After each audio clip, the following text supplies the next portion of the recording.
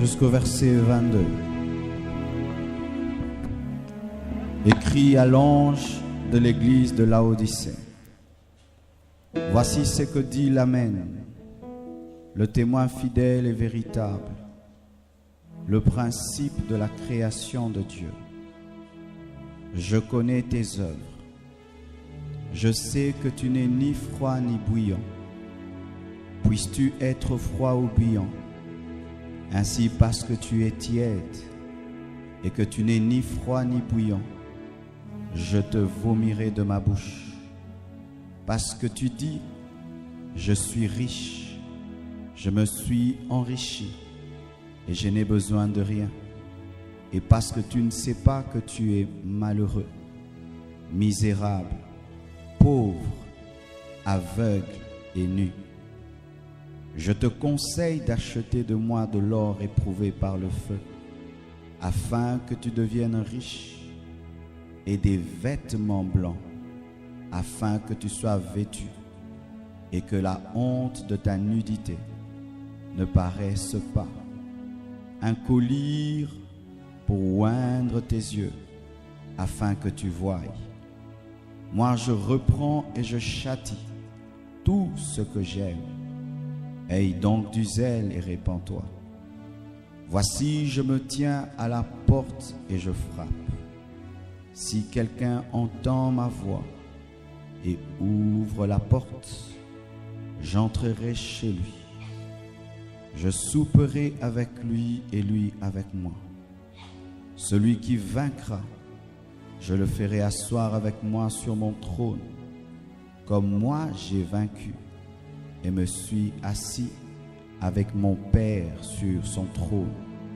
Que celui qui a des oreilles entende ce que l'Esprit dit aux églises. Sharana Mazaya Basha. Yarana Zatana Basha. Erada Zatabasha. Yandada Basha Tadabasha. Yandada Basha Dadabasa. Shandada Basha. Shandada Basanta Daba. Yandada Basha Dadabasa.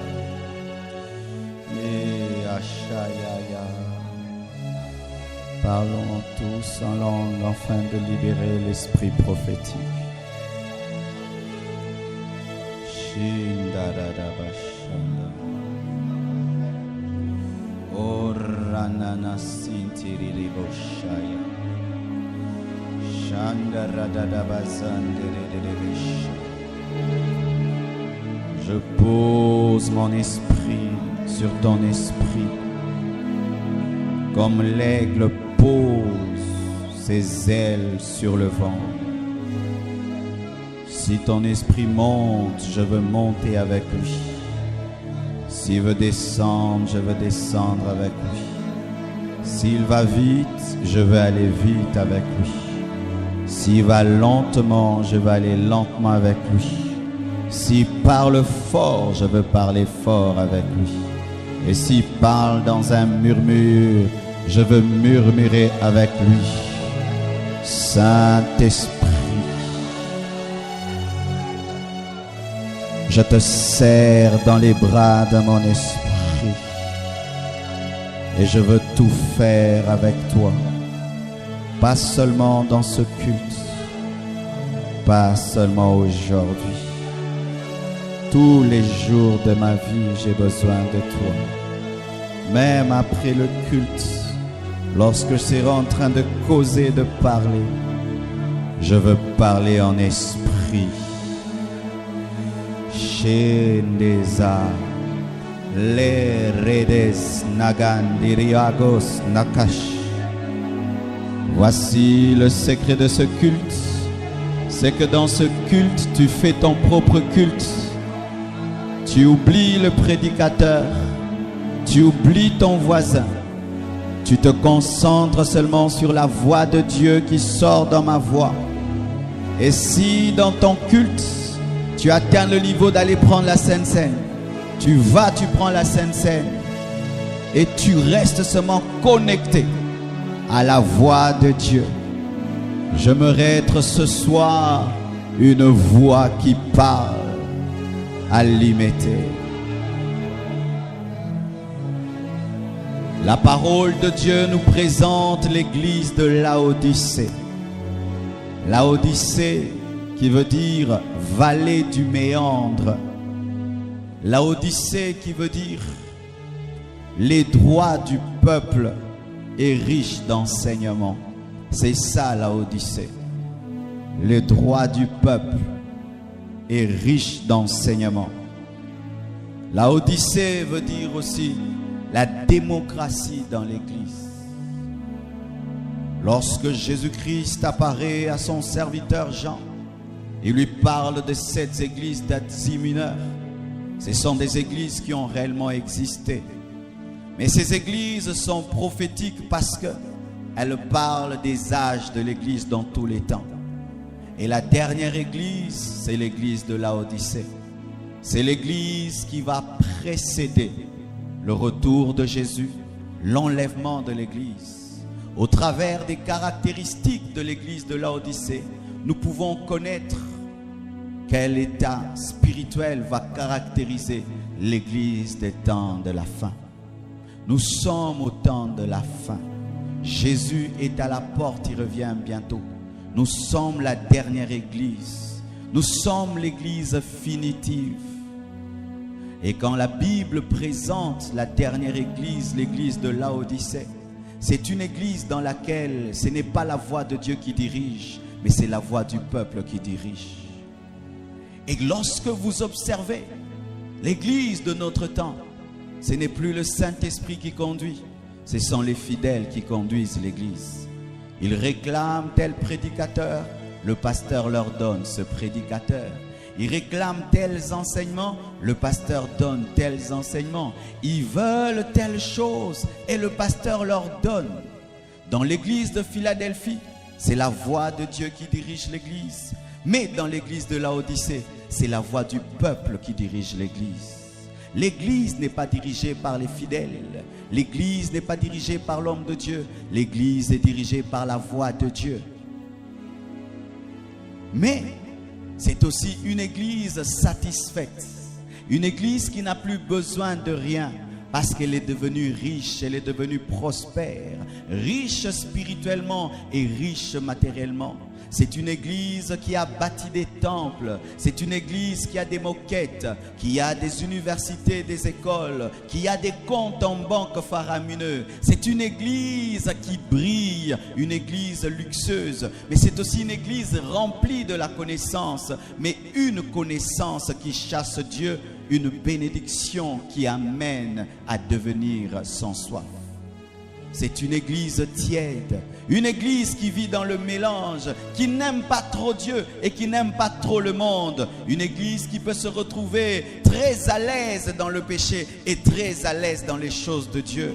C'est une église de la compromission, la dernière église. Sera une église compromise où les gens peuvent venir à l'église, manifester une grande spiritualité, mais quand ils sortent de l'église, être sérieusement mondain. Une église tiède, une église incomestible. Car la Bible dit, si tu n'es ni chaud ni froid, je te vomirai. C'est une église qui ne sera pas enlevée. C'est une église qui sera vomie.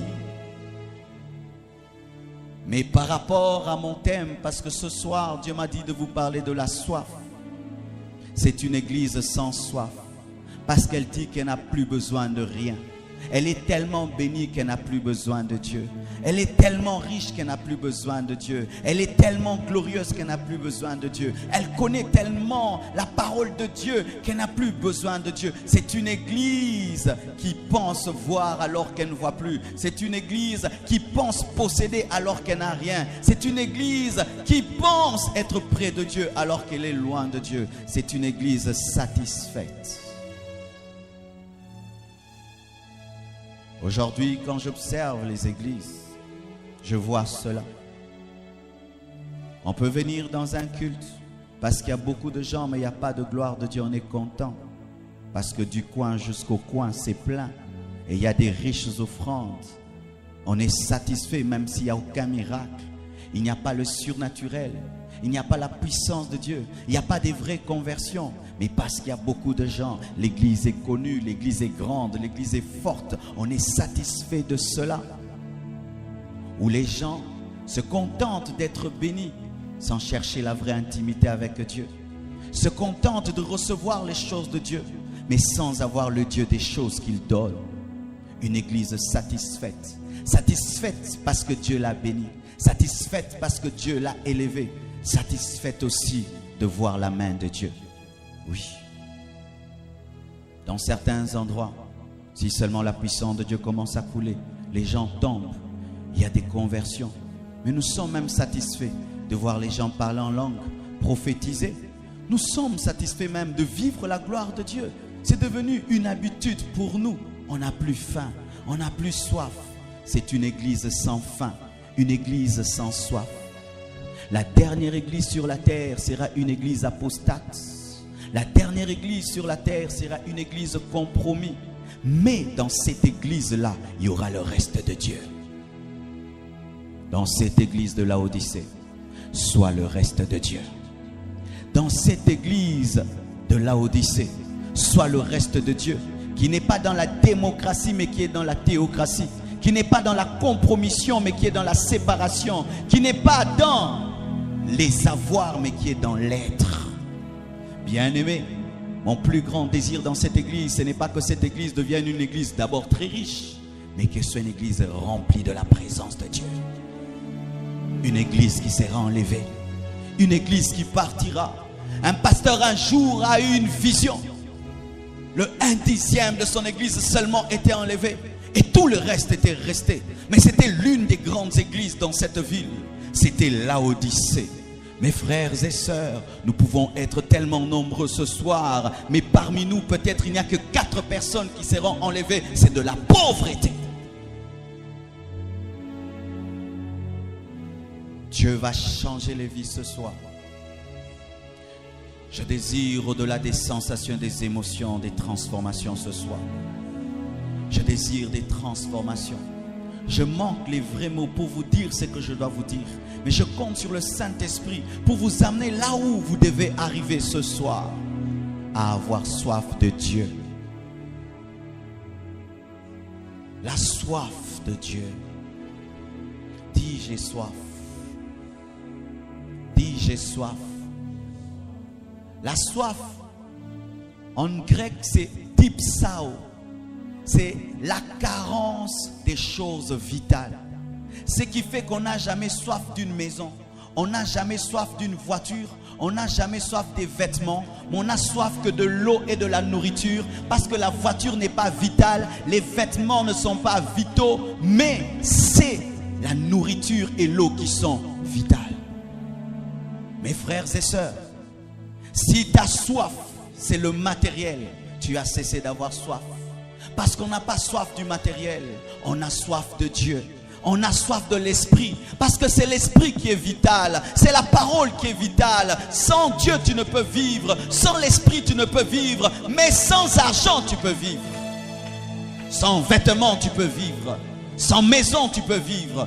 Mais sans nourriture et sans eau, tu ne peux vivre. Sans la présence de Dieu, sans la parole, tu ne peux vivre. J'ai besoin d'argent, mais je n'ai pas soif d'argent. J'ai besoin de maisons, mais je n'ai pas soif de maison. Parce que sans maison, je vis. Jésus-Christ n'avait pas de maison, mais il vivait. Mais sans la présence de Dieu, il a dit: Père, Père, pourquoi m'as-tu abandonné? Parce que la force de sa vie n'était pas la voir, c'était la connexion. L'évangile de la prospérité mal prêché, parce que je crois en l'évangile de la prospérité. Mais quand l'évangile de la prospérité est mal prêché, il transforme les besoins en soif et les soifs en besoins. Et ainsi les gens ont besoin de la présence de Dieu au lieu d'avoir soif de la présence de Dieu, et ils ont soif de l'argent. Tu as besoin d'argent, tu as besoin d'être béni, mais tu n'as pas soif d'être béni. Tu as soif de Dieu, tu as soif des Écritures, tu as soif de sa présence, parce que sans sa présence tu meurs. Et lorsque les besoins prennent la place des soifs, les gens deviennent charnels à l'église. S'il a une maison, il a une voiture, mais il n'a aucune intimité avec Dieu, il pense que tout va bien. S'il a tout ce que le monde peut offrir, mais s'il ne grandit pas, il est satisfait. Et ainsi, quelqu'un peut venir à l'église, il est béni, béni, béni, mais il ne grandit pas dans le Seigneur. Vous trouvez qu'il a la joie et la paix, alors que la paix ne vient pas d'abord de ces choses, la paix vient de l'intimité. Je veux que dans cette église, il y ait des millionnaires, oui. Je veux que dans cette église, il y ait des milliardaires, oui.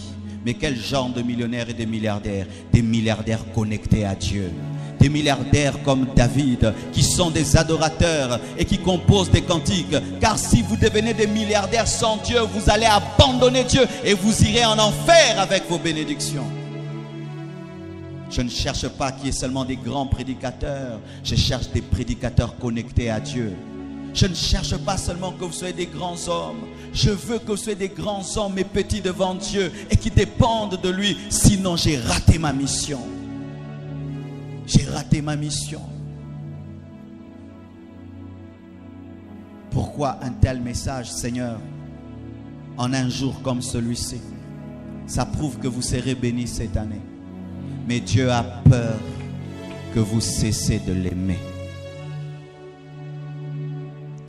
Somoni mutu avant peso eloko azo poser ba question trop sur relation na bino mibale donc a obanga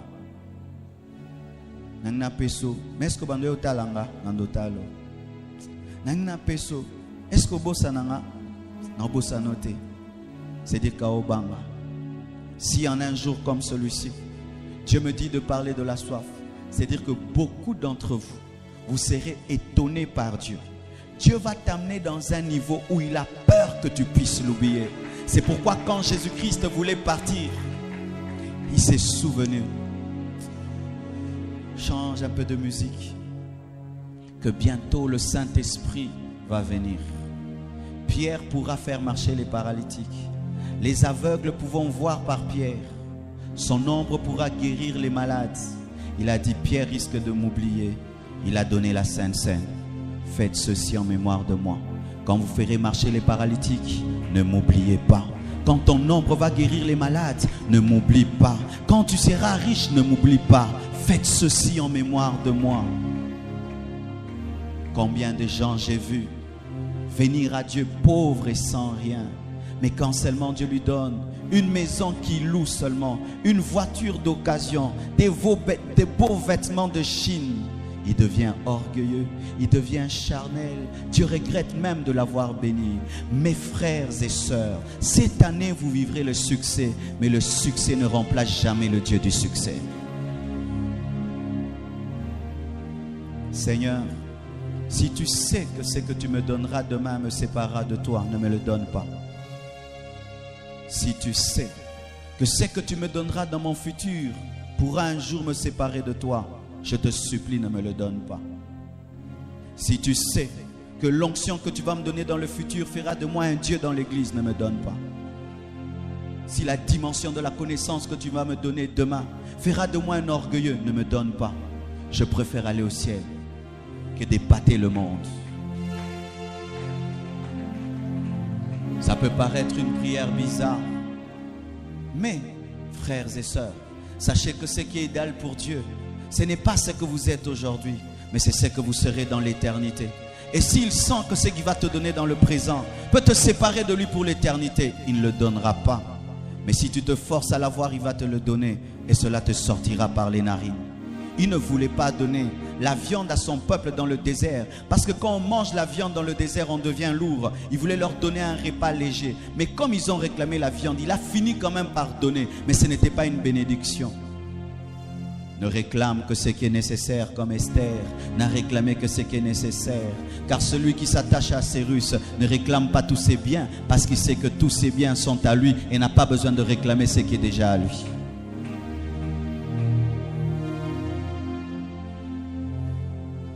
Lorsque tu sais que tout est à Dieu et tout est à toi, tu peux refuser sur terre des choses qui peuvent t'empêcher d'aller au ciel, parce qu'au ciel tu auras tout ce que tu auras raté sur terre. C'est pourquoi, mes frères, ne placez jamais le succès devant Dieu. Placez toujours Dieu devant tout ce qu'il vous donne. La plus grande chose dans ta vie, c'est ton intimité avec Dieu. N'oubliez jamais ça. N'oubliez jamais ça. Il n'y a pas un bonheur dans ma vie que quand je ferme mes yeux et je sens le Créateur venir près de moi, s'approcher d'une fourmi comme moi, où je peux dire Seigneur, libère ta présence, et je vois il est là. Vous ne pouvez pas savoir à quel point je suis touché qu'un être si grand puisse entendre la prière d'une petite fourmi comme moi. Et pour rien au monde, je ne perdrai cette intimité, pour rien au monde. Si je dois le servir sous un arbre avec sa présence, je préfère rester sous un arbre avec sa présence que d'être dans un château sans lui. J'ai besoin de ce qui est vital. J'ai besoin de Dieu. Je veux Dieu en 2012. Je veux Dieu. Je suis fatigué de moi-même. Je veux Dieu. Je suis fatigué de mes efforts. Je veux Dieu. Je suis fatigué de tout ce que je peux faire par moi-même. Je veux Dieu cette année. Car je sais que si je le maître du succès, le succès viendra vers moi. Parce que le succès obéit à celui qui le donne. Jamais je n'aimerai le lait et le miel sans celui qui donne le lait et le miel. Car celui qui peut manger le lait et le miel sans Dieu, c'est un zombie, c'est un homme mort mais qui mange. Ne te réjouis jamais d'être béni sans le Dieu qui bénit. Pleure en étant béni. Pleure en mangeant le lait. Pleure en mangeant le miel en disant: comment se fait-il qu'aujourd'hui, à cause de l'argent, Seigneur, je n'arrive plus à prier? Seigneur, comment se fait-il à cause d'une petite bénédiction de ce monde, je n'arrive plus à me réveiller la nuit? Moi qui étais un homme de prière, Seigneur, comment? Où tu regardes tous les biens que Dieu te donne, tu arrives à dire comme Paul que tout ce qui était pour moi un gain, je le regardais comme la boue à cause de la connaissance de Christ. La soif. La soif, c'est une puissance de succion qui te permet de faire entrer au-dedans ce qui est au-dehors. C'est une capacité qui te permet de prendre une dimension extérieure et le faire entrer en toi. Ici, il y a une grande dimension, mais tout dépend de la soif que tu as. Ta soif va déterminer ce qui va entrer en toi. Si tu n'as pas soif, rien n'entrera. Si tu as une petite soif, une petite chose entrera. Et si tu as une grande soif, des grandes choses entreront. Tout dépend de ta soif. C'est une puissance qui fait que ce qui est au dehors puisse entrer en toi. Et ainsi, un homme comme Élisée pouvait, par sa soif, recevoir l'onction qui était sur Élie. Ce n'était pas parce que Élie l'aimait bien. Sa soif était capable de prendre ce qui était sur Élie et l'amener dans sa vie. C'est ta soif qui va déterminer ce que Dieu fera dans ta vie cette année. C'est ta soif qui va déterminer ce que Dieu fera dans ta vie aujourd'hui. Une grande soif amène une grande manifestation. Une petite soif amène une petite manifestation. Tout dépend de ta soif. Une personne assoiffée comme une éponge. Comme une éponge. Tu vois l'éponge, quand tu places l'éponge sur l'eau, elle aspire l'eau. Vous devez devenir des éponges spirituelles. C'est-à-dire que pendant que je prêche, toi tu es déjà en train de faire entrer les choses. Et même si je n'explique pas toutes choses, ton esprit est en train d'absorber. Je vous assure, un homme assoiffé peut regarder une vidéo. Il regarde seulement une vidéo. L'onction quitte la bande vidéo et entre en lui. Tu peux regarder même la vidéo d'un grand homme de Dieu, même s'il est déjà mort. L'onction qui est là vient. Si un cadavre pouvait absorber l'onction qui était en Élysée, mais toi tu es vivant, tu peux absorber la dimension. Randegazakatamashaya. J'ai rencontré dans ma vie un homme de Dieu, l'apôtre Daniel Kapepula, un homme que Dieu utilisait puissamment. Je l'ai fréquenté pendant 4 ans et j'ai absorbé l'onction qui était sur lui. J'ai absorbé l'onction. J'avais tellement soif de prêcher comme lui, de démontrer la puissance de Dieu comme lui, que ce qu'il est devenu en moi. Béni est allé dans la réunion de Catherine Kuhlman sans présentation. Le Saint-Esprit s'est présenté à lui, car il est possible que l'homme de Dieu ne te connaisse pas, mais sa dimension te connaît. Je peux être là, je ne connais pas ton nom et je n'ai pas le moyen de prier pour toi, mais si tu as soif, la dimension qui est ici quittera ici et elle ira vers toi, parce que dans le royaume des esprits il n'y a pas de distance. Un homme qui est derrière peut être là plus que celui qui est là. Un homme qui est là-bas peut être ici plus que celui qui est ici par sa soif. Et là-bas peuvent commencer des choses qui devaient commencer ici. Corneille avait tellement soif que Pierre n'avait pas besoin de clôturer son enseignement pour que des gens soient baptisés dans le Saint-Esprit. Il a même étonné celui qui lui présentait la dimension, car celui qui lui présentait la dimension pensait que la dimension venait après le baptême. Mais Corneille a dévancé celui qui devait lui amener la dimension pendant la prédication. Il a parlé en d'autres langues. Et il est possible qu'avant même que je ne termine ce message, les choses qui doivent t'arriver vont t'arriver. Pourquoi? Ta soif est capable d'amener une accélération. Pierre était étonné. Bénin est allé dans la réunion de Catherine Kuhlman et il a entendu une femme qui disait que le Saint-Esprit était son ami. Il a vu une femme qui prêchait comme si elle planait sous l'onction et sous la gloire de Dieu. Et puis, cette femme seulement a fait ça. Mais quand elle a fait ça, elle n'avait pas fait ça à Bénin. Elle avait fait ça à toute l'assemblée. Mais l'homme assoiffé considère les actes généraux comme des actes personnels. Il considère les paroles générales comme des rhémas à lui-même. Et pendant que le pasteur prêche, il ne dit pas il nous prêche, il dit il me prêche. Je ne vous prêche pas, je te prêche. Je ne vous parle pas, je te parle. Je dis je ne prie pas pour vous, je prie pour toi. Je prie pour toi. Cette parole n'est pas la parole de l'église, c'est ta parole à toi. Car un seul homme qui comprend ce que je dis ici est capable d'amener un bouleversement dans ce pays. Je n'ai pas besoin que 10 personnes soient affectées. Si seulement une personne arrive à capter les choses que Dieu veut faire ce soir, cela me suffira. Et il est rentré dans sa chambre et il a commencé à pleurer. Et il a dit, Saint-Esprit, Bénin a dit que tu es son ami. Catherine Kuhlman a dit que tu es son ami. Je veux que tu le deviennes aussi pour moi. Et il a commencé à prier 1 heure, 2 heures, 3 heures, 4 heures, 5 heures, 6 heures. Catherine Kuhlman n'était pas là, mais la dimension était là. Je ne serai pas dans ta chambre, mais les choses que je prêche ici, les choses que j'annonce ici, la dimension sous laquelle je prêche, elle te poursuivra toute ta vie. Et Ramachaya, mon pasteur est aux États-Unis, je suis au Congo, mais la dimension est au Congo. Je n'ai pas besoin de t'accompagner dans toute ta vie, mais si seulement tu peux prendre ce que Dieu m'a donné, cela t'accompagnera. Yarobashaya.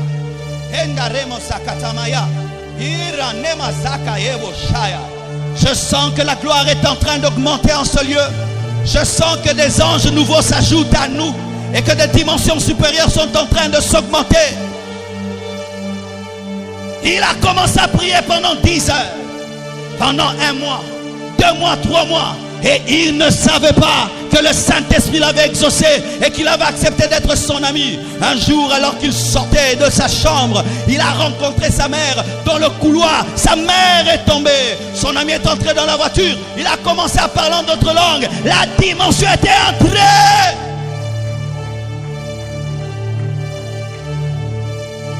Dieu ne fait exception de personne. Dans toute nation, quiconque le cherche et le craint et a soif de lui, vivra sa main, vivra sa puissance. Bien-aimés frères, Dieu n'est pas américain, Dieu n'est pas nigérian, Dieu est le Dieu des assoiffés. Et si nous avons la même soif que les Américains, la même soif que les Nigériens, nous verrons les choses qu'ils ont vues et les plus grandes.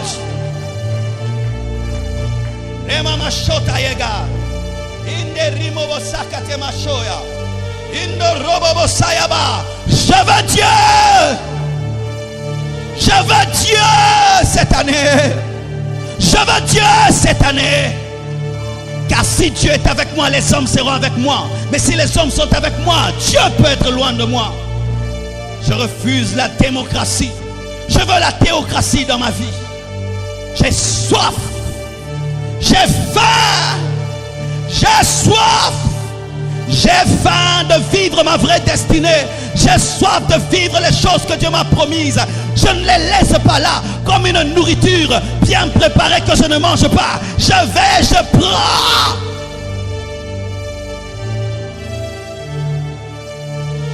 Et le Saint-Esprit de Dieu m'a dit ceci. Il n'y a pas de réveil autour de la bénédiction de Dieu. Il n'y a de réveil qu'autour de la présence de Dieu. Il n'y a pas de réveil autour de la bénédiction de Dieu. Il n'y a que des réveils autour de la présence de Dieu. Et le réveil autour de la présence de Dieu amène la bénédiction de Dieu. Dans la chambre haute, c'était la présence de Dieu qui avait amené le réveil. Mais après, l'église était bénie et il n'y avait pas des indigents. Mais d'abord, c'était la présence de Dieu.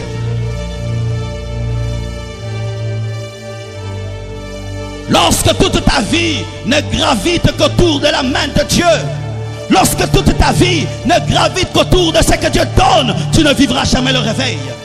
Mais si ta vie commence à graviter autour de la présence de Dieu, tu auras la bénédiction.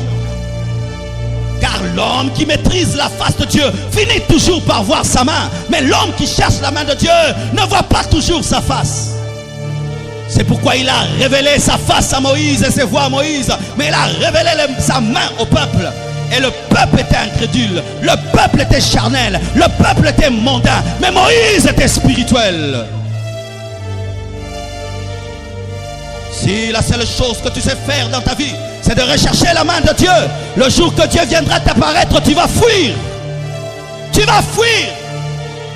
Si tu ne recherches pas l'intimité avec Dieu, le jour où Dieu lui-même viendra, tu vas le fuir parce que tu ne le connais pas. Tu ne connais que sa main.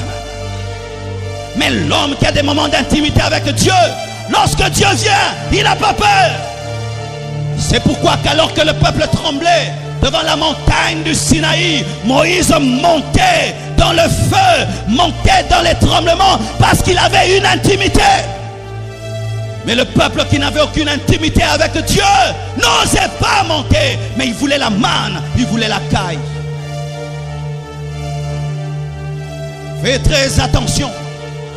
Lorsque tu viens dans l'église sans la soif de Dieu, le jour où Dieu se manifestera, tu vas fuir. N'est-ce pas que les sacrificateurs dans le temple de Salomon ont servi Dieu, mais quand Dieu est venu, ils ont fui.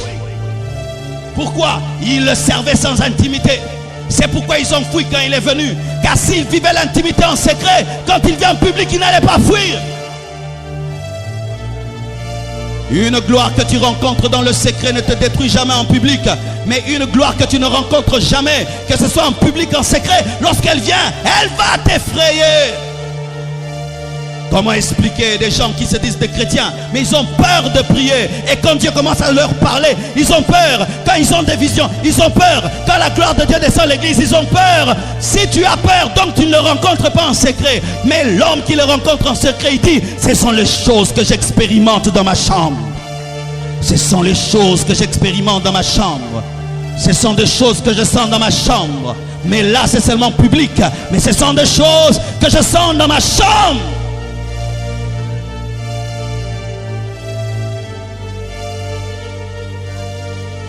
De la même manière que la soif physique se révèle par des choses, la bouche devient sèche. La soif physique fait que tu deviens nerveux. Quand on a faim, on se sent faible, on a des maux de tête. La soif spirituelle aussi se révèle par des choses. C'est ainsi, quiconque a soif de Dieu sait qu'il a soif de Dieu. Comme quiconque a faim sait qu'il a faim. Si on te pose la question, on te dit est-ce que tu as soif de Dieu? Tu dis je ne sais pas, tu n'as pas soif. Si on te pose la question est-ce que tu as faim de Dieu? Tu dis je ne sais pas, tu n'as pas faim. Parce que lorsqu'on est affamé, on sait qu'on a faim. Lorsqu'on a soif, on sait qu'on a soif. Frères, sœurs, voici les choses qui révèlent la soif spirituelle. La soif spirituelle ne sèche pas la bouche. La soif spirituelle ne donne pas de faiblesse physique. Mais la soif spirituelle amène à pleurer. Amène à pleurer. Oui, bien-aimé, amène à faire des prières liquides. Lorsqu'on a soif, on atteint une dimension où les paroles ne suffisent plus. Les chansons ne suffisent plus. Où c'est seulement les prières en liquide qui peuvent venir. Parce que tu sens que tu as des choses à dire à Dieu, mais que tu ne peux exprimer en français ni en lingala. Jésus-Christ qui avait soif de Dieu dans son ministère, la Bible nous dit qu'il priait avec des larmes et des cris. Lui qui était le Fils de Dieu pleurait, pleurait, mais le Fils de Dieu. Quelle est la dernière fois que tu as pleuré dans ta chambre? Quelle est la dernière fois que tu as pleuré à l'église parce que tu as soif de lui? Quelle est la dernière fois où tu t'es tenu devant Dieu et tu as atteint la dimension de déchirer ton cœur par des pleurs? L'église est devenue pauvre en pleurs. Il y a une sécheresse des pleurs. Les gens ne pleurent plus dans la présence de Dieu. Ils se retiennent. Pourquoi? Nous avons trop conscience de nos apparences. Nous avons trop conscience de nos rangs sociaux. Nous avons trop conscience de ce que nous sommes. C'est pourquoi nous ne pleurons pas. Marie de Magdala avait soif de rencontrer un homme qui allait l'aimer pour ce qu'elle est, non point pour ce qu'elle était physiquement. Et le jour qu'elle a trouvé Jésus, elle a pleuré sur ses pieds. Elle avait tellement soif de rencontrer un tel homme. Et elle a révélé cela en pleurant. Bien-aimé, le jour que tu auras soif de Dieu, quel que soit que tu sois un homme, tu vas te retrouver en train de pleurer. Parce que devant Dieu, il n'y a pas d'homme, il n'y a que des femmes. Parce que nous sommes l'épouse. Si tu es un homme devant Jésus, tu fais de Jésus un homosexuel. En Jésus-Christ, tous nous sommes des femmes. Même si tu es un homme devant lui, tu es une femme. Et ce n'est pas une honte que de pleurer devant Dieu.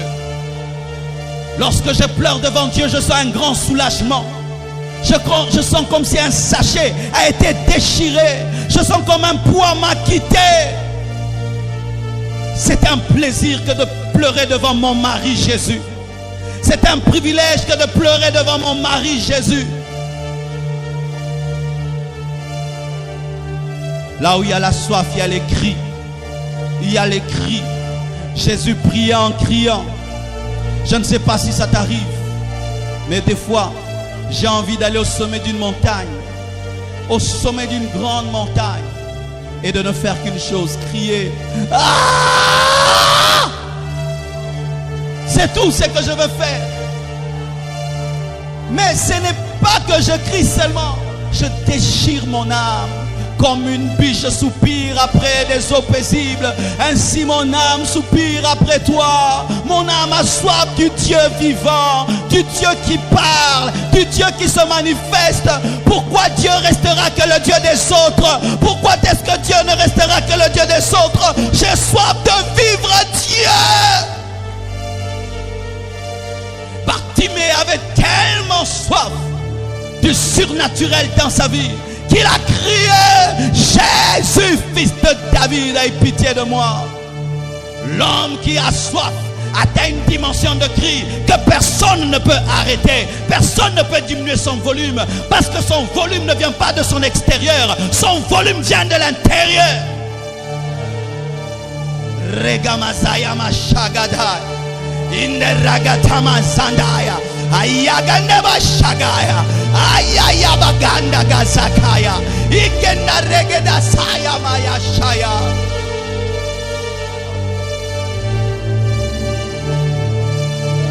Il est impossible à une femme de voir son bébé si elle ne crie pas. Il est impossible à une femme de voir son bébé si elle ne crie pas. Mais plus elle crie, plus l'enfant descend. Plus elle crie, plus l'enfant descend. Plus elle crie, plus l'enfant descend. La soif se manifeste par des cris. La soif se manifeste par l'attente. Lorsqu'on a soif de quelque chose, on donne le temps.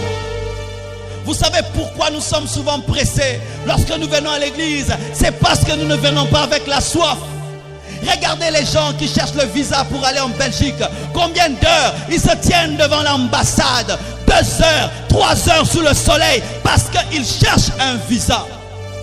Mais lorsqu'on vient à l'église, tout le temps on regarde sa montre, tout le temps on regarde sa montre, tout le temps on regarde sa montre. Mais quand on va chercher un visa, on peut faire 5 heures du temps à l'ambassade. On oublie même tous les programmes. On appelle même ses ennemis. Je décommande, mon visa n'est pas encore sorti. Mais nous, des fois Dieu n'a pas encore commencé à partir, à parler, nous partons. C'est lorsque l'adoration devient forte qu'on arrête le culte. C'est lorsque l'onction devient forte qu'on arrête les cultes. C'est lorsque Dieu commence à faire les miracles qu'on arrête le culte. Et nous disons que Dieu vous bénisse. Est-ce que Dieu nous bénit? C'est ça la Odyssée. Des églises dirigées par des hommes. Dirigées par le temps des hommes, pas par le temps de Dieu. La Odyssée, à la Odyssée, c'est le temps des hommes. Mais dans la chambre haute, alors qu'ils recherchaient la Pentecôte, ce n'était pas le temps des hommes, ce n'était pas le temps de Pierre, c'était le temps de l'Esprit. Si Dieu avait confié à l'église de cette nation la charge d'amener la Pentecôte, je crois que la Pentecôte ne serait pas venue parce qu'on allait prier 3 heures du temps et puis on dit, Pierre, on doit rentrer à la maison. Mais pourquoi ces gens ont amené la Pentecôte? Parce qu'ils sont entrés sans temps. Lorsqu'on a soif, on donne le temps. Et je bénis Dieu pour le témoignage qu'on a entendu. Quelqu'un qui a soif, maintenant il prie 1 heure, 2 heures, 3 heures. Mes frères, des fois je viens en retard à l'église. Mais ce n'est pas parce que j'aime venir en retard. Quand je commence à prier, j'ai du mal à m'arrêter. J'ai du mal à m'arrêter. Tu dis, je vais arrêter après 1 heure. Tu dis, encore 1 heure. Tu pries 1 heure. Encore 1 heure. Encore 1 heure. C'est l'heure d'aller prêcher. Encore 1 heure. Le temps. Une prophétie m'a été donnée. Dieu m'a dit qu'un jour nous viendrons ici. On commencera un culte. Et ce culte prendra fin après 1 semaine. Et je vous assure, cette dimension est en train de s'approcher. Je vous dis, ce n'est pas que je vais programmer ça. Parce qu'on ne programme pas le tout à coup de Dieu. On ne programme pas le tout à coup de Dieu. Mais on se prépare au tout à coup de Dieu. Un jour nous viendrons ici. On va prier comme on prie. Et Dieu va prendre le culte en otage. Il va devenir lui-même le modérateur du culte. Et il va dire ce culte ne va pas s'arrêter. Les gens partiront, laisseront d'autres en train de prier. Et les autres reviendront, les autres partent. Et le culte fera 1 semaine. Et la nouvelle ira dans les autres églises de Kinshasa. Et les gens viendront prendre le bois, mettre dans le feu. Et cela va embraser cette nation. Je vous assure, les choses que nous sommes en train de vivre ne sont pas pour nous, c'est pour le corps. Car même la pluie ne tombe pas directement sur les pieds. Elle commence sur la tête, mais elle finit par mouiller les autres. Frères, sœurs, des fois tu dis Amen, mais Dieu n'a pas encore dit Amen. Des fois tu dis c'est tout alors que Dieu vient de commencer. Qui t'a dit que Dieu est ton esclave, que Dieu est ton serviteur? C'est lui le chef, c'est lui le patron. C'est lui qui détermine les heures que tu fais dans sa présence. C'est lui qui détermine quand ça commence et quand ça prend fin. Mais souvent nous nous arrêtons alors qu'il n'a encore rien commencé. Nous invitons Dieu dans nos églises et dans nos maisons sans le respecter comme Simon le lépreux a invité Jésus-Christ dans sa maison, mais il a refusé de laver ses pieds. Pourquoi inviter la présence de Dieu si nous n'allons pas la respecter? Seigneur, viens, mais pendant 10 minutes. Seigneur, viens, mais pendant 5 minutes. J'ai des programmes, j'ai des programmes. Vous pensez que Dieu est votre garçon de course? Vous pensez que c'est comme ça que le réveil viendra? Jamais le réveil ne vient avec des gens qui dirigent leur temps. Si tu sais que ta vie dépend de Dieu, alors tu sais que même pendant que tu es à l'église, tu es capable de faire certaines choses. Car le premier projet de l'église, c'est le réveil qui doit revenir. Est-ce que vous ne vous remarquez pas que le réveil est en train de mourir dans les églises? Des cultes rapides. On chante une chanson et on prêche vite. On donne vite les offrandes. Et rapide. Les gens viennent affamés, ils rentrent affamés. Ils viennent assoiffés, ils rentrent assoiffés. Ils viennent sans la présence de Dieu, ils rentrent sans la présence de Dieu. Ils viennent malades, ils rentrent malades. Ça c'est quoi? Tu n'oublieras jamais un culte dans lequel la présence de Dieu t'a rencontré. Tu n'oublieras jamais un culte dans lequel Dieu t'a pris et t'a amené dans son temps. Ces hommes et ces femmes qui témoignent des résurrections, ils pensent souvent qu'ils ont fait 3 heures au ciel, mais quand ils se réveillent, ils ont fait 3 jours. Ils pensent qu'ils ont fait 3 heures, mais ils ont fait 3 jours. Quand est-ce que tu vas commencer à prier et laisser le Saint-Esprit te conduire? C'est seulement lorsqu'il commence à venir et il veut seulement te parler, tu coupes. Lorsque sa main commence à venir, quand sa main veut te toucher, tu coupes. Moïse est allé devant Dieu à la montagne. Il n'a pas décidé, Seigneur, j'ai une famille, j'ai une maison, j'ai laissé ma femme sous la montagne. Parle vite, donne-moi vite les 10 tables, les 10 lois, je suis pressé. Non. Il n'a pas dit à Dieu, on va faire 40 jours. Non. C'est Dieu qui a décidé qu'il allait faire 40 jours. Ce n'est pas lui qui a décidé qu'il allait faire 40 jours. Ce ne sont pas les apôtres qui ont décidé le jour où le Saint-Esprit devait descendre. C'est Dieu qui a décidé. Donc, ils étaient prêts à rester dans la chambre haute jusqu'à ce que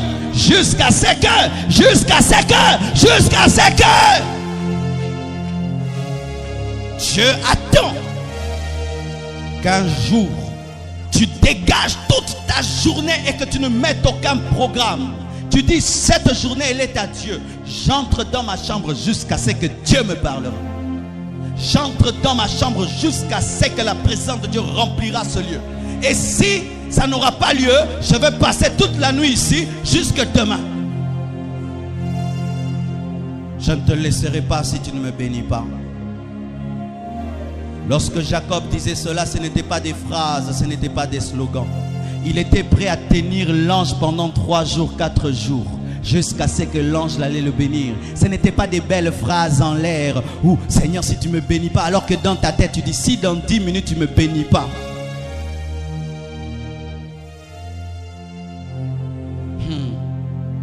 Là où il y a la soif, il y a le respect. Parce qu'on respecte toujours les choses qu'on désire. C'est ainsi que tu verras que lorsque tu aimes une chose, tu la respectes. Lorsque tu as soif d'une chose, tu la respectes. Et quand tu ne considères plus une chose, tu n'en as plus soif, tu ne la respectes plus. C'est pourquoi partout il y a la soif, il y a l'adoration. La femme samaritaine rencontre Jésus et le traite de juif. Mais quand Jésus lui démontre qu'il est prophète et qu'il est capable de lui donner de l'eau, cette même femme dit Seigneur. Elle a dit Seigneur, pourquoi? Parce qu'elle a commencé à avoir soif. C'est la soif qui a fait qu'elle dise Seigneur. Bien-aimé, là où la soif revient, la vraie adoration revient aussi. Est-ce que j'ai dit à ces bien-aimés d'être ici? Non. Est-ce que je l'ai dit d'être là? Non. Pourquoi? Quand la soif vient, l'adoration revient. Ça te fait quoi? Adoration comment passe pour yo 10 minutes yo moko adorer nzambo fukami ozanga na maloba mwana nzambe okoka susu kutu te nzambe je t'aime okoka lisusu te ofukama ozo adorer kaye obi po nini soif elongwa yo osi okufa na yo mokanisaka koza vivant osi okenda musika mokanisi koza pembeni. Quelle est la dernière fois yo fukama liboso nzambe? Ndengo bandaka ko fukama tangu yo zalaka nouveau converti, tango zalaka na mingite, tango yebaka mingite. Obana osata 3 heures du temps ya adoration zo sengelo ko morote. Tinzamba zo ebso koma ko senga sikoyo mozoko ko senga te, tellement ko lingaye melelo maloba ikauka. Attends, tu es le roi des rois et ça n'a encore récitation. Tu es le Seigneur de ma vie comme une encore récitation. Est-ce que le christianisme est normal? To komi okanisa banzete o bakata metika l'hiver. Et tika l'hiver pour nani po avant bakata mayele kaki. To so continuer na ba vestige ya tangu tozalaka bana nzamba solo. Oyo wana ozwaka tango zai mwana nzamba solo yango zo salela lelo mais so batalio bien aussi okata relation na nzamba ozokoka suko adorer nzambe te soki jour wana onction za makasi te okoko adorer nzambe te. Est-ce que kalozai na besoin onction makasi po yo adorer nzambe? Soki modérateur jour wana za makasi te okoko adorer te. Est-ce que yo kala ozalaka na besoin kuta modérateur a makasi? Ceux qui jouent en chorale et bien, est-ce que yo kalo a besoin de chorale bien? Vous avez besoin de l'eau en agnon sauté. Okomo kansa mwasi oyo soki ba pese cadeau ndalingi mobali.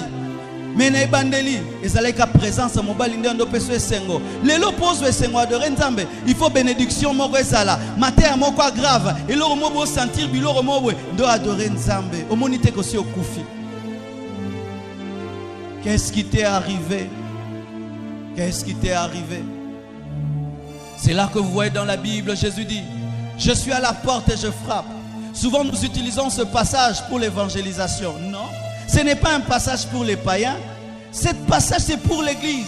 C'est-à-dire que Jésus se retrouve chassé de son église, où il doit demander maintenant à ceux qui rentrent dans son église. Pourquoi? Les gens essaient de l'aimer dans l'église, qui l'ont chassé et il a besoin de rentrer. C'est pourquoi il frappe.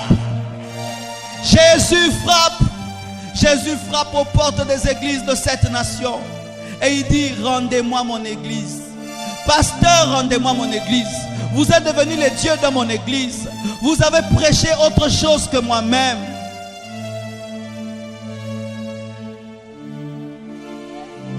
Les pasteurs ont pris l'église de Jésus en otage.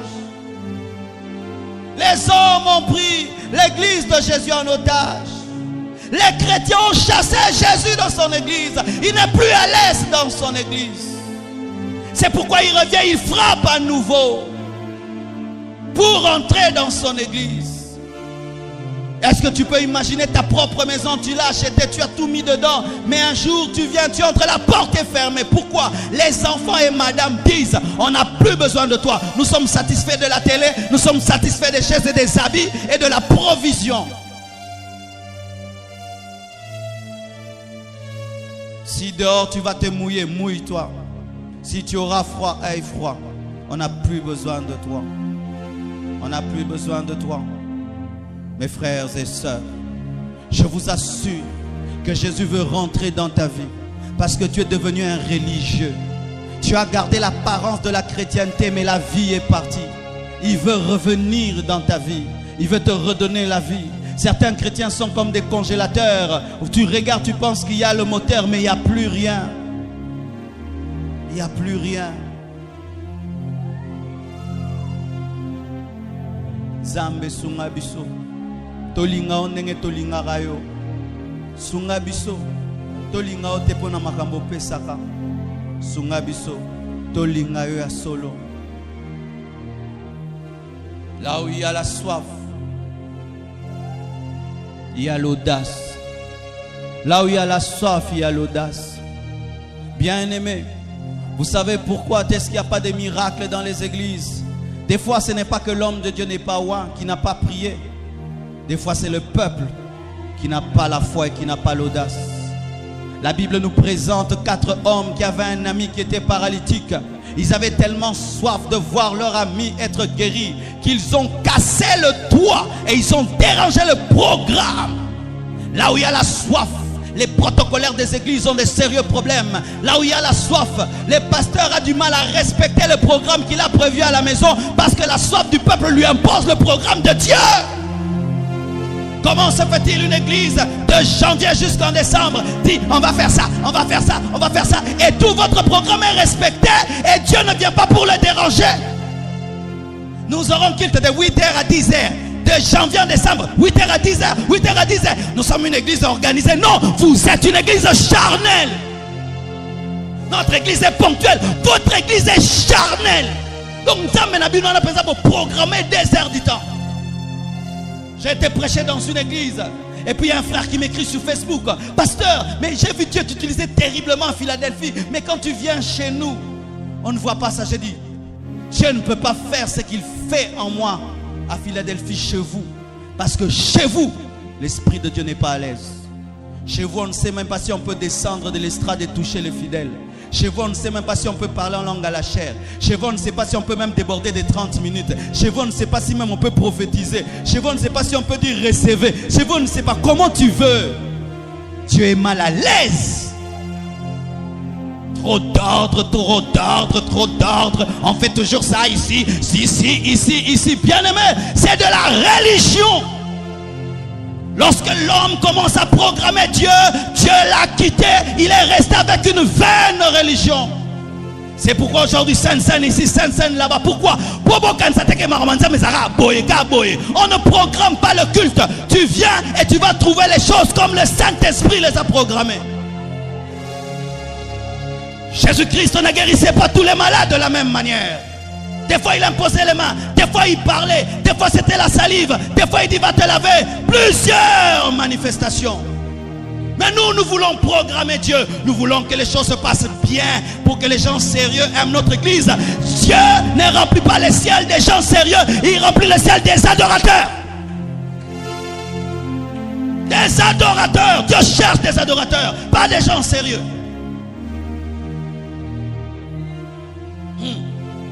Les réunions de Bénin commencent à 16h. Les gens viennent à 6h du matin. Ils peuvent faire 6h, 7h du temps. Personne ne se plaint. Ce sont des riches, des millionnaires, des milliardaires.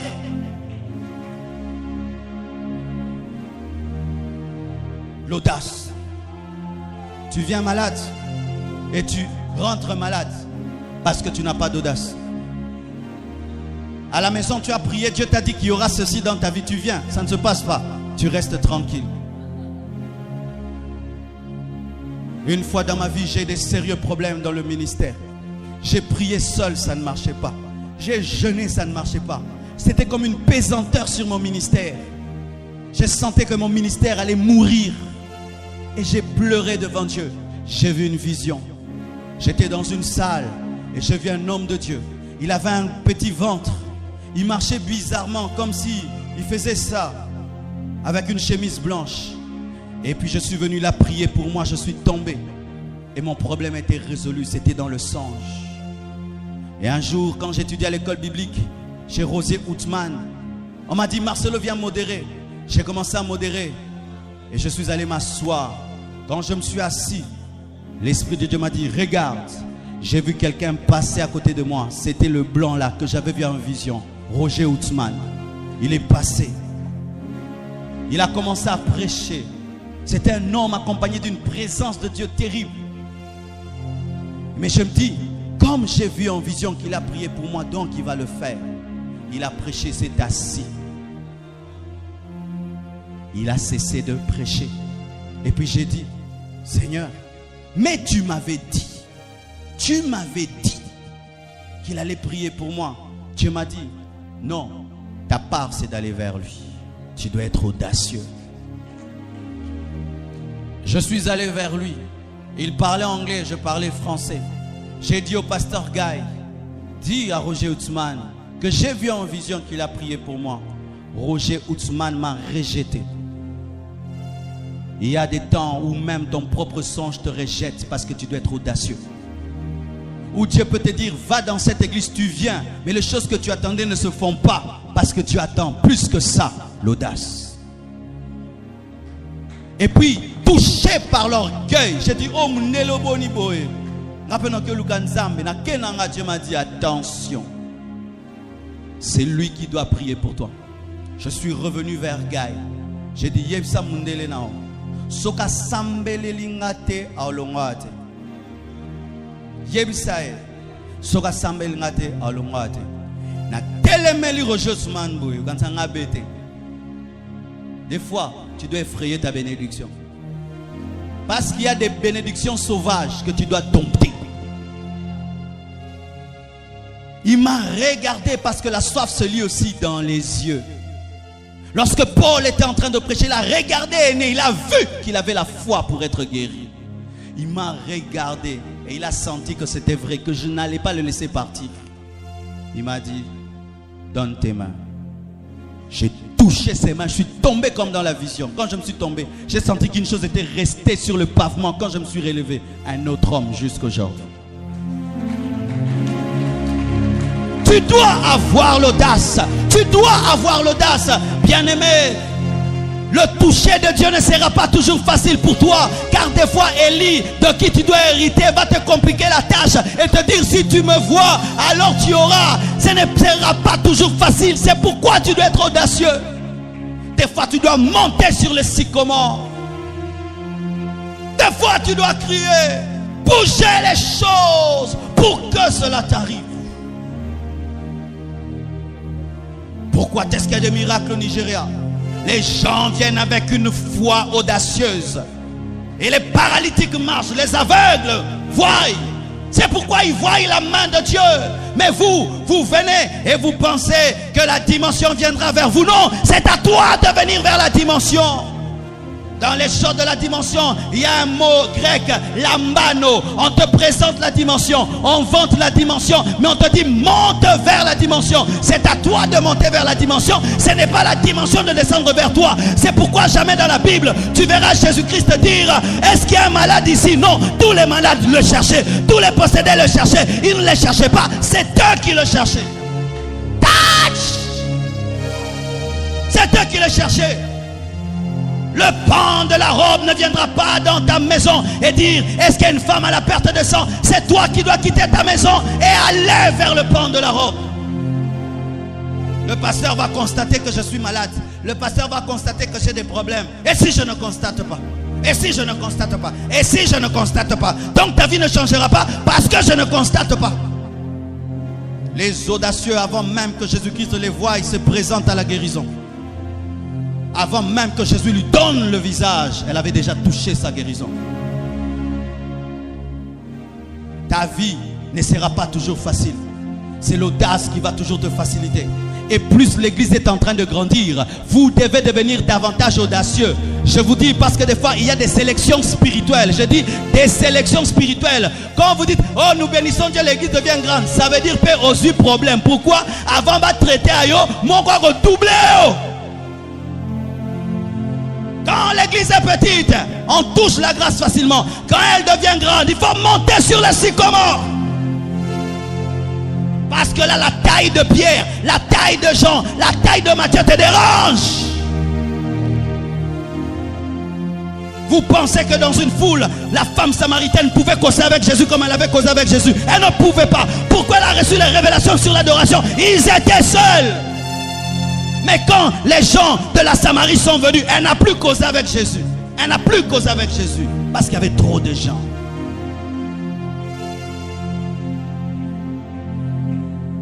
Là où il y a la soif, il y a la concentration. Quelqu'un qui a soifé ici, il peut rester dans un culte comme celui-ci jusque demain matin, il ne va pas dormir. Parce que la soif donne des insomnies. Des fois tu dors assoiffé, tu te retrouves, tu t'es réveillé. Pourquoi? La soif t'a réveillé. Tu n'arrives pas à dormir. Lorsque tu sais que demain tu as un examen, sur un examen principal, même si tu veux dormir, tu ne vas pas dormir. Tu vas étudier et tu ne dormiras pas. Pourquoi? À cause des enjeux.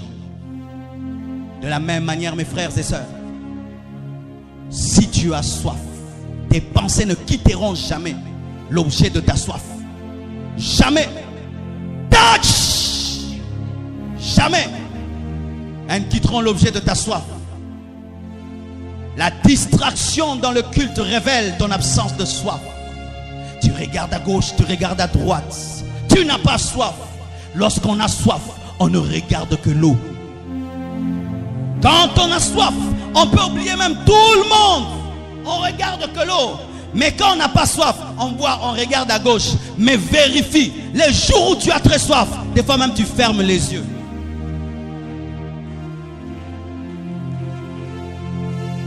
Vrai ou faux? Quand tu as très soif, souvent tu bois l'eau, tu fermes les yeux. Pourquoi? Ton corps n'a pas besoin de voir, ta bouche a besoin de boire. Ton corps, ton esprit n'a pas besoin de ce frère, de cette sœur. Non, ton esprit a besoin de cette parole. Comprendre qu'est-ce que Dieu veut te dire. Et ainsi, je n'ai pas le temps de chercher à connaître les détails de ta vie, à médire sur toi. Non, j'ai besoin que cette année, je vive la gloire de Dieu. La concentration. Quand tu as soif, tu peux prier 10 heures du temps, tu ne dors pas. Tu peux te tenir devant Dieu silencieux pendant 5 heures du temps. Parce qu'il y a des gens qui ne dorment pas parce qu'ils parlent. Mais les gens qui ont soif, ils peuvent être devant Dieu 5 heures du temps, ils ne parlent pas. Il ne fait que le contempler, il ne dormira pas. Il n'a pas besoin de bruit dans l'église pour ne pas dormir.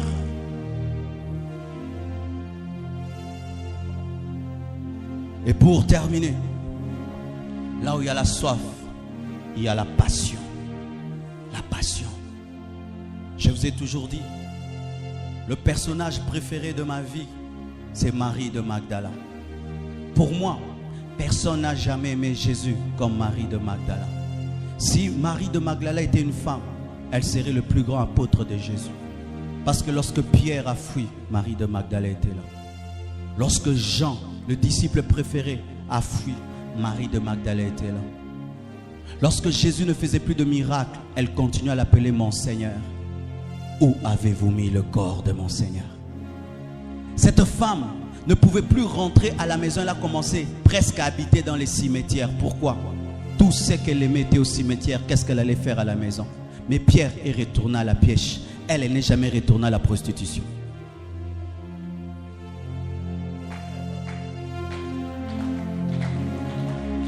Jean est retourné à la pêche.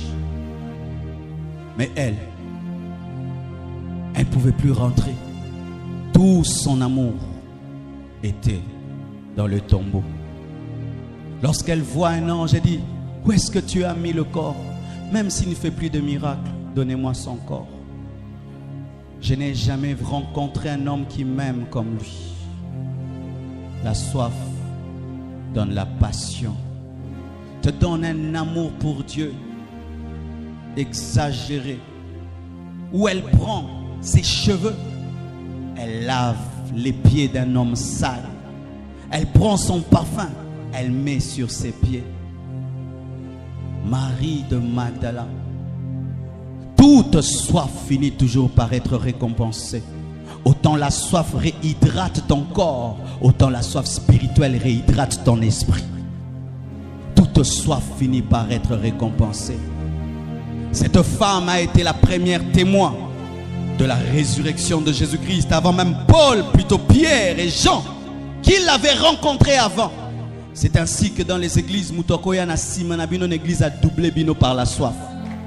Au cause à la pemene, na église, au bino quand ça va Pierre, ba Paul, mais Marie de Magdala, a Sima, à l'équinaba apôtre.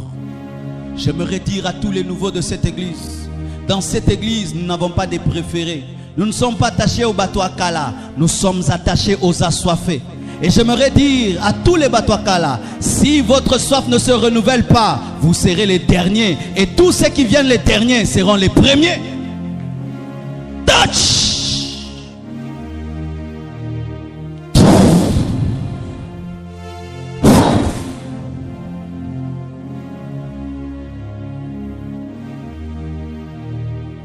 Une passion pour Dieu. Oh, comme un niveau moro. Oh, comme ko linga nzambe. Ko le kandenge mobali alinga mwasi. Oh, comme ko linga nzambe na niveau kutu mwasi na yo abandi ko se sentir en danger. Non pas par rapport à mwasi musuzu, par rapport à intimité non nzambe. Niveau moro komi yo na nzambe na mobali na komo za jaloux. Il y a intimité non nzambe. Pour komi ko vivre na nzambe kan so mona kae.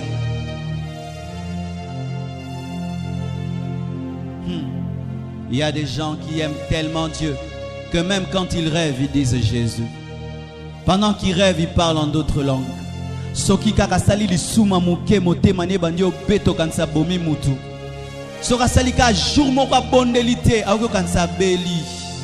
Soka sali li sumu atasengi pardon. Atanzamba limbisi aza posa kutu. Ba bande la vie po buzoba na sala ngote. Ce sont des gens qui ne se sanctifient pas pour la bénédiction, mais qui se sanctifient pour ne pas blesser Dieu. Azoki malisumute po okendeli felo. Azoki malisumu po kozoki samuto alingaka. Bien-aimés frères, si vous marchez dans cette dimension cette année, vos vies ne seront jamais plus les mêmes. Et il y a quelqu'un que le Saint-Esprit, plutôt quelqu'un que Jésus nous a laissé. Le Saint-Esprit de Dieu. De la même manière qu'Égaï était là pour entraîner Esther à la soif. De la même manière, le Saint-Esprit est là pour t'entraîner à avoir soif. C'est pourquoi Apocalypse dit, l'Esprit et l'Église disent, ensemble, viens. Tu as un entraîneur de la soif, il s'appelle le Saint-Esprit. Des fois, tu n'as pas envie de prier, tu sens, il te pousse à prier. Des fois, tu n'as pas envie d'aller à l'église, il te pousse à aller à l'église. Tu as un entraîneur en toi, le Saint-Esprit de Dieu. Parce que Dieu sait que tu es charnel et tu peux finir par te lasser de lui. C'est pourquoi il a mis en toi le moteur de la soif qui est le Saint-Esprit. Il a dit, je m'en vais, mais je vous enverrai un autre moi-même qui va vous aider à continuer à avoir soif de mon retour. C'est pourquoi quand le Saint-Esprit vient dans ta vie, il commence à crier, Jésus vient.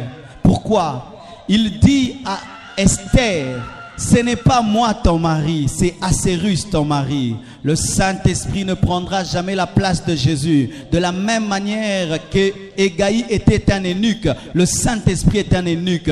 Il ne peut féconder l'église, mais il est là seulement pour te préparer à rencontrer ton époux. Lorsque le Saint-Esprit dans l'église commence à parler que voyage, mariage, et ne parle plus du retour de Jésus, c'est devenu un eunuque qui est devenu puissant, alors que Égaï n'est pas puissant. C'est un impuissant parce que l'eunuque doit être impuissant pour garder la femme du roi. Et ainsi, comme il n'a point de sémence, il ne parlera que de la sémence du mari. Et ainsi, le Saint-Esprit vient glorifier Jésus. Et quand il vient en toi, il te parlera d'abord de ton époux, parce qu'il est d'abord là pour t'aider à te marier. Mais quand le Saint-Esprit dans une église descend, c'est toujours, je vois le voyage, je vois le mariage. Ce n'est plus eunuque, ce n'est plus Égaï, ce n'est plus le Saint-Esprit. C'est un esprit de l'erreur, c'est un esprit de python, c'est un esprit d'agarrement. Chaque fois que vous entendez, le Saint-Esprit m'a dit, il doit toujours amener l'église à désirer le retour. Toujours, pourquoi son premier rôle, c'est que Esther se marie.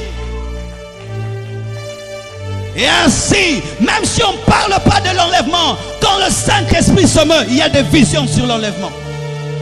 Même si on ne parle pas de l'enlèvement, quand le Saint-Esprit descend, il y a des gens qui disent, j'ai vu, j'ai entendu. Surtout en ce temps de la fin, c'est le principal message.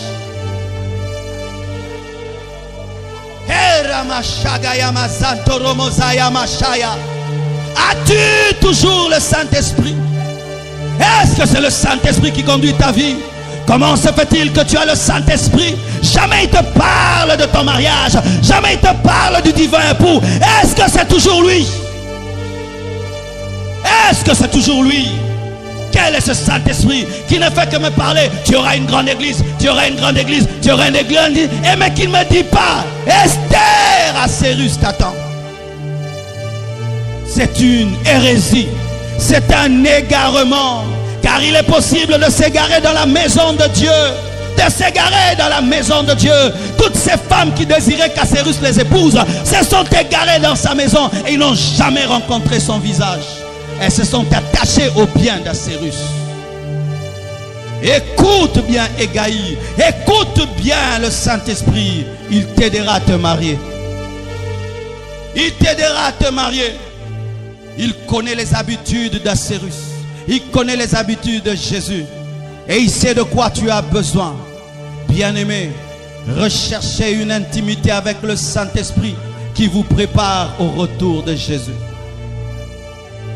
Recherchez une intimité avec le Saint-Esprit qui vous prépare au retour de Jésus. Un Saint-Esprit qui prend l'église n'est plus le Saint-Esprit, car le Saint-Esprit n'a pas d'église. L'église du Saint-Esprit n'existe pas. Il n'y a que l'église de Jésus dirigée par le Saint-Esprit. Si l'Esprit nous commence à nous pousser à aimer l'onction et oublier Jésus, ce n'est pas le Saint-Esprit. Si le Saint-Esprit nous pousse à aimer les charismes et à oublier Jésus, ce n'est plus le Saint-Esprit. Si le Saint-Esprit nous pousse à aimer la bénédiction et la richesse et à oublier Jésus, ce n'est plus le Saint-Esprit. Le véritable Égaï parle d'Assérus. Bien-aimés, nous sommes au temps de la fin. Nous sommes bénis car bientôt sur nous va tomber la pluie de l'arrière-saison. Mais dans la pluie de l'arrière-saison, il y a une plus grande dimension d'onction, mais aussi une plus grande dimension de la révélation de Jésus. Car il y aura l'abondance du vin, L'abondance de la vie de Dieu, l'abondance du mou, l'abondance de la parole de Dieu. L'embre de Saya machete. Touch, touch, touch. J'ai fini mon message. Que ta soif te dirige. J'ai fini mon message. Que ta soif te dirige. Attention, j'ai fini mon message. Que ta soif te dirige. J'ai fini mon message. Que ta soif te dirige. J'ai fini mon message. Que ta soif te dirige.